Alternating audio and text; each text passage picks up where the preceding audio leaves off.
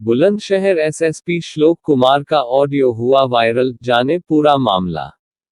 बता दे viral audio नवागत SSP श्लोक कुमार ने टैक्सी स्टैंड, शराब के ठेकों पर अवैध वसूली के चलते सभी थानों में सर्कुलर जारी करने की बात कही। आइए सुनते हैं एसएसपी श्लोक कुमार को। मुझे 2-3 दिन में जो फीडबैक मिला है मैं बहुत ज़्यादा नहीं ये भी जान पाया हूँ, लेकिन बुलंदशहर में ज़्यादातर अवैध उगाही की, विशेष तौर से ऑटो टेम्पो से या दारू के ठेकों से या छोटे मोटे जो आसपास के जो तथाकथित लोग जानते होंगे, मैं खुल के नहीं बताना चाहता हूँ। कई जगह है जहाँ थाने के ड्राइवर के माध्यम से ऐसी वसूली करके थानाध्यक्ष को लाभ पहुंचाया जाता है या चौकी इंचार्ज के माध्यम से चीजें होती हैं। कृपया इन सब चीजों पे आप ब्रेक लगा दें। पहले कौन क्या करता था ज्यादा मतलब नहीं मुझसे, लेकिन ये चीजें मैं मान के चलूंगा कि कोई भी इन चीजों में इन्वॉल्व नहीं होगा। अगर किसी को लगता है, सिपाही को, दरोगा को या इंस्पेक्टर को, कि मेरे तक जानकारी नहीं आएगी, तो उसका दिग्भ्रम है। 4 से 10 दिन बाद, 15 दिन बाद, 20 दिन बाद जरूर मुझे पता चल जाएगा संबंधित के बारे में। कार्रवाई होगी तो कोई ये नहीं कहेगा कि उसकी नौकरी चली गई या कुछ अन्य चीजें हो गया, उसकी फैमिली परेशान है। तो कृपया आप लोग सतर्क रहें इस चीज से। और कहीं भी आपको कोई दिक्कत है, व्यक्तिगत समस्याएं हैं, कोई बीमारी का इलाज कराना है या आपके घर की समस्या है, तो आप कभी भी मेरे ऑफिस में आके मिल सकते हैं। मैं कोशिश करूंगा कि आपकी समस्याओं का निस्तारण सबसे प्राथमिकता के आधार पर किया जाएगा। ये सिपाही लोग हैं या जो पुलिस लाइन में अभी है इस समय या कहीं भी अन्य है, अगर उनका कोई ट्रांसफर पोस्टिंग का इश्यू है तो अपने थानाध्यक्ष के माध्यम से वो अपने कोई भी 3 थाने का ऑप्शन मेरे पास भेज सकते हैं। रीपोस्टिंग नहीं होना चाहिए, इसको चेक कर लेंगे और मेरे द्वारा विचार किया जाएगा। जब भी ट्रांसफर पोस्टिंग होती है तो उसमें उनका नाम जरूर कंसीडर किया जाएगा। कहीं से कोई जुगाड़ लगाने की, किसी से फोन कराने की आवश्यकता नहीं। मान के चलता हूं कि जो मेरे अंडर में लोग हैं वो मेरे सामने समस्या रखेंगे और मैं निश्चित रूप से 100% उसका निस्तारण करने की कोशिश करूंगा। रोज रोज ट्रांसफर पोस्टिंग नहीं होगा, जब भी 1-2 महीने के अंदर होगा तो जरूर उनके नाम कंसीडर किए जाएंगे। इसी प्रकार से जो भी सब इंस्पेक्टर्स है या इंस्पेक्टर्स है, उनके लिए भी अगर उनको लगता है कि उनके अंदर वो सक्षम है, कहीं पे है, तो वो एप्लीकेशन देंगे, जरूर उनके नाम पे विचार किया जाएगा।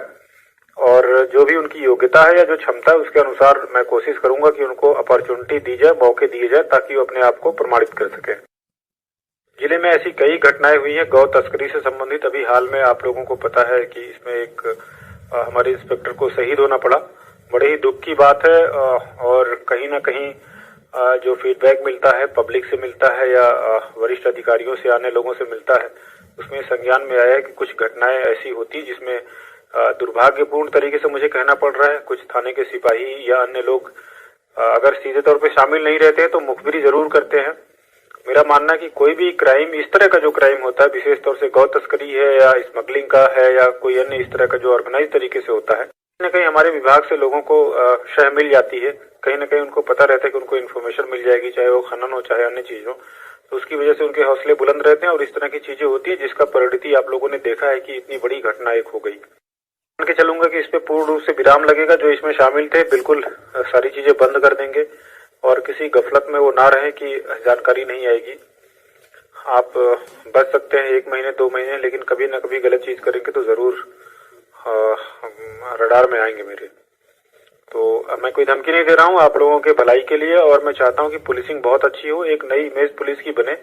और यकीन मानिए कि अगर आप लोग ईमानदारी से काम करेंगे तो शायद जो आप ड्यूटियां करते हैं उसकी आधी ड्यूटी आपको करनी पड़ेगी, उतने भी लॉ एंड ऑर्डर और जो क्राइम है वो अपने आप ही कंट्रोल हो जाएगा। 5वां पॉइंट है कि जो भी थाने पे लोग आते हैं, गांव के लोग आते हैं या जहां के लोग आते हैं, उनका काम अगर जेन्युइन नहीं है तो आप उनसे बता दीजिए, लेकिन उनसे बात अच्छे से करिए। विशेष तौर से दरोगा या सब इंस्पेक्टर हैं, अगर अच्छे से बात करके आप उनको समझा देंगे तो कम से कम वो आपके बारे में या पुलिस के बारे में निगेटिव इमेज नहीं बनाएगा कोई भी व्यक्ति। जरूरी नहीं कि, मैं मानता हूं कि जो मेरे यहाँ आते हैं 70% से लोग ऐसे होते हैं जो हो सकता है जेन्युइन ना होते हो, 30% ही जेन्युइन होते हैं। लेकिन आपको बातचीत सभी से बहुत अच्छे से करना है और उनको संतुष्ट करिए। कोई भी ऐसा व्यक्ति गलत करने वाला 1 बार आएगा, 2 बार आप उसको बता देंगे, उसको लग जाएगा कि आप सही चीज जान चुके हैं, तो बार बार आपको परेशान नहीं करेगा। 1 आध बार मेरे पास प्रश्न पत्र देगा, फिर उसके बाद वो शांत हो जाएगा। उसको लग जाएगा कि लोग जान गए सही कौन है गलत कौन है। किसी को भगाइए मत, सभी का अधिकार है थाने पे जाना, और गवर्नमेंट का ऑर्गेनाइजेशन है और पुलिस जो है वो स्टेट का एक सिंबल होता है, तो लोग पुलिस के पास निश्चित रूप से जाएंगे। कई ऐसे मामले होंगे जो पुलिस से संबंधित नहीं होंगे, फिर भी आपके पास लोग आएंगे। इसलिए आएंगे क्योंकि पुलिस के पास अथॉरिटी है और लोग जानते हैं कि आप उनकी समस्या का निस्तारण कर सकते हैं, उनको भरोसा रहता है। तो आप उनको बता दीजिए अच्छे से, और कोई भी बदतमीजी या कोई भी इस तरह का चीजें नहीं होना चाहिए।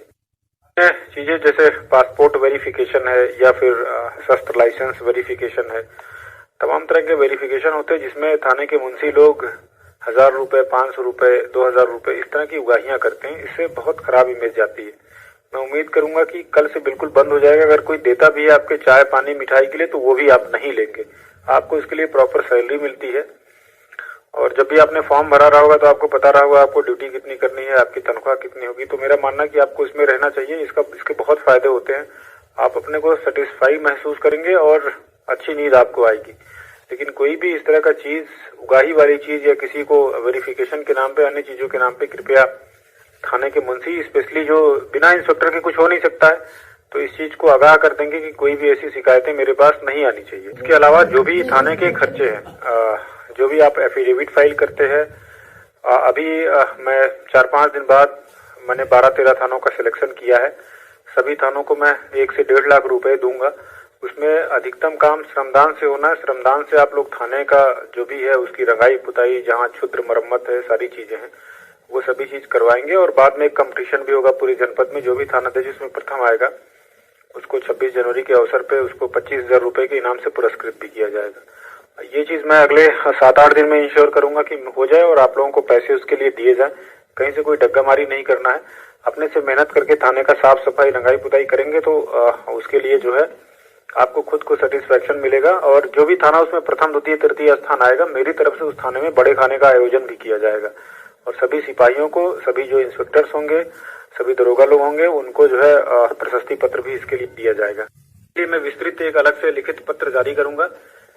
छठा जो सबसे इम्पोर्टेंट चीज है वो ये है कि यहाँ पे बीट बुक बनी होगी। अगर नहीं बनी है तो आप बीट बुक ले लेंगे लोग और बीट बुक को मेंटेन करेंगे। विशेष तौर से गौ तस्करी कहाँ होती है, अवैध शराब के व्यापार कहाँ कहाँ है, कौन कौन से खुराफाती तत्व हैं, इन सबको आप पहचान करेंगे। मेरे द्वारा भी पैम्पलेट भी आप लोगों को भिजवाए जाएंगे हर थाने को 500-500। उसको लेकर के सभी जो भी बीट कांस्टेबल हैं वो अपने क्षेत्र में जाके गांव-गांव में मीटिंग करेंगे और अपनी बीट बुक भी अपडेट करेंगे। ये निर्देश मेरे द्वारा अलग से लिखित में जारी किए जाएंगे, 2-4 दिन में जारी किए जाएंगे। आप सभी लोगों को एक हार्ड कॉपी सभी कांस्टेबल को उसकी मिल जाएगी कि किसको क्या काम करना है। भी कांस्टेबल की या फिर किसी भी सब इंस्पेक्टर की या इंस्पेक्टर की कोई व्यक्तिगत समस्या है, कोई भी चीज है, ट्रांसफर पोस्टिंग से लेके अन्य कोई भी इशू है, तो वो मेरे कार्यालय में 10 बजे के आसपास आ जाते हैं, आ सकते हैं। अपने थानाध्यक्ष और सीओ से परमिशन लेके एप्लीकेशन दे सकते हैं और उनकी सुनवाई सबसे पहले होगी और कोशिश किया जाएगा कि उनकी समस्या का निस्तारण किया जाए।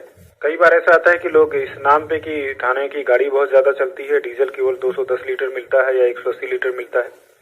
फिर से मैं रिपीट कर दूं, मैंने मीटिंग में भी बताया था, जिस भी थानाध्यक्ष को जितना भी डीजल पेट्रोल चाहिए वो कृपया आप एक पत्र लिख के भेज देंगे। आपको अगर 500 लीटर डीजल चाहिए महीने का तो 500 लीटर मिलेगा।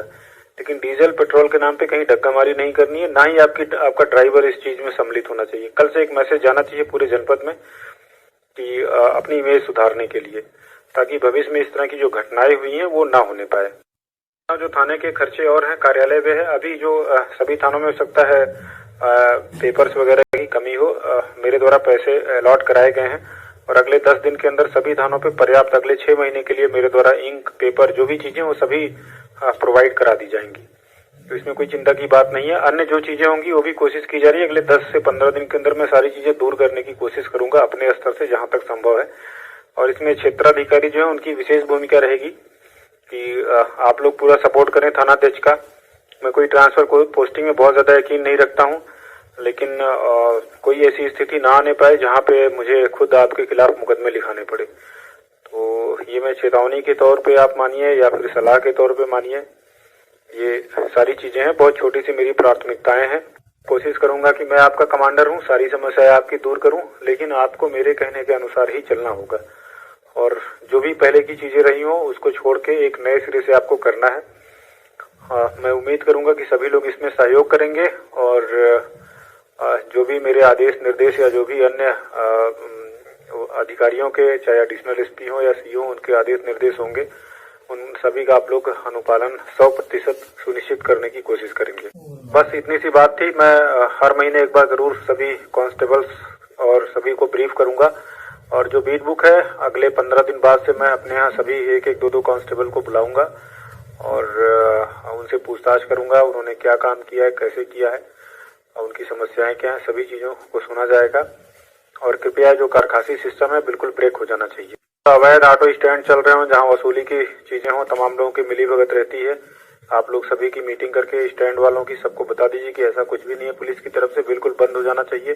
कोई प्राइवेट आदमी अगर ऐसी चीजें कर रहा है तो उसके खिलाफ 384 का आप मुकदमा लिखिए, उठा के जेल भेजिए।